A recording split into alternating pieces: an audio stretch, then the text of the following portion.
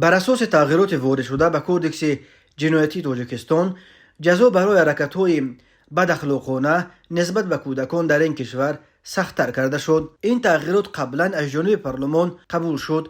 روز 13 نوامبر سال 2023 از سوی پرزیدنت به امضا رسید و اکنون به اجرا درآمد. بر اساس طرح نو ماده 142 کودکس جنایتی تاجیکستان از این به بعد جزا برای حرکت‌های بداخلاقانه نسبت به شخصان برعلا به سن 14 نرسیده از 5 تا 8 سال زندان را تشکیل خواهد داد. تا کنون جزا برای چنین اعمال از 2 تا 5 سال زندان بود. همچنین بر اساس تغییرات اخیرش شخص گناهکار را میتوانند برای عمرباد از حق اشغال برخی منصب‌های معین و مشغول شدن به فعالیت‌های معین محروم کنند. این طلبات قانون شرح داده نشده است، ولی ظاهراً چنین شخصان را از حق کار در مؤسسه‌هایی که برای کودکان پیش بینی شدند، برای مثال در کودکستان‌ها، باغچه‌های کودکان، مکتب‌ها و محفل‌های گوناگون کودکانه محروم خواهند ساخت. طلب شدید کردن جزا برای جنایت‌ها به ضد دخالت‌ناپذیری جنسی کودکان به خصوص سال گذشته در پی آشکار شدن چندین مورد تجاوز به ناموس کودکان خردسال